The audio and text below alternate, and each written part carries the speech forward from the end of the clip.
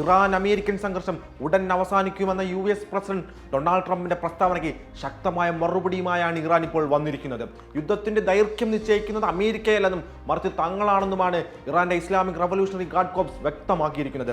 അതേ തങ്ങളുടെ പരമാധികാരത്തിന് നേരെ ഉയർന്നു വന്ന വെല്ലുവിളിയെ വിട്ടുവീഴ്ചയില്ലാത്ത പ്രതിരോധത്തിലൂടെ നേരിടാനാണ് ടെഹ്റാന്റെ തീരുമാനം.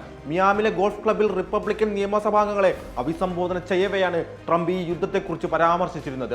ചില തിന്മകളെ ഇല്ലാതാക്കാൻ പശ്ചിമേഷ്യയിലേക്ക് ഞങ്ങൾ നടത്തിയ ഒരു ചെറിയ യാത്രയാണിത്.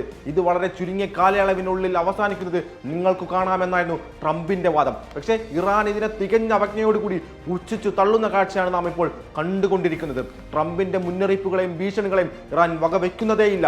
മറിച്ച് തങ്ങളുടെ മിസൈൽ ഡ്രോൺ കരുത്തുകൊണ്ട് അമേരിക്കൻ താവളങ്ങളെയും സഖ്യകക്ഷികളെയും തളയ്ക്കുന്ന തിരക്കിലാണ് ആ പരമാധികാര രാജ്യം. യുദ്ധക്കളത്തിലെ അമേരിക്കയുടെ പരാജയം ദിനം പ്രതി കൂടിക്കൊണ്ട് വരുന്നതായിട്ടാണ് നമുക്ക് കാണാൻ പറ്റുന്നത്. $300 കോടി വിലമതിക്കുന്ന US-ന്റെ MQ-9 റീപ്പർ ഡ്രോണാണ് ഇറാൻ പ്രഹരത്തിൽ കഴിഞ്ഞ ദിവസം തകർന്നു വീണത് കേട്ടോ.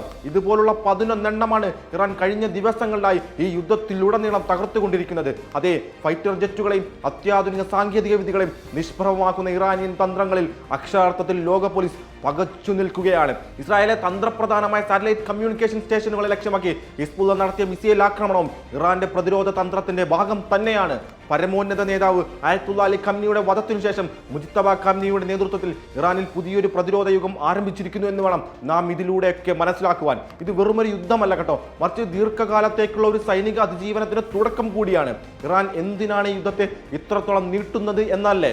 തങ്ങളെ കീഴ്പ്പെടുത്താൻ ശ്രമിക്കുന്ന ശക്തികൾക്ക് താങ്ങാനാവാത്ത സാമ്പത്തികവും സൈനികവുമായ നഷ്ടങ്ങൾ വരുത്തിവെക്കുക എന്നതാണ് ടെഹ്റാന്റെ ലക്ഷ്യം. നയതന്ത്ര ചർച്ചകൾക്ക് പകരം പ്രതിരോധത്തിനാണ് ഇറാൻ ഇപ്പോൾ മുൻതൂക്കം നൽകുന്നതെന്നാണ് നമുക്കിതിൽ നിന്നെല്ലാം വ്യക്തമാവുന്നത്. തങ്ങളുടെ ആണവ മിസൈൽ ശേഷിയിൽ വിട്ടുവീഴ്ച ചെയ്യാതെ അഭിമാനത്തോടെ മുന്നോട്ട് പോകാനാണ് ഇറാൻ ഇപ്പോൾ തീരുമാനിച്ചിരിക്കുന്നത്. പശ്ചിമേഷ്യയിൽ അമേരിക്കയുടെ ആധിപത്യത്തിന് അന്ത്യം കുറിച്ചുകൊണ്ട് പുതിയൊരു സമവാക്യം രചിക്കാനാണ് ഇറാൻ ഇപ്പോൾ ശ്രമിക്കുന്നതും.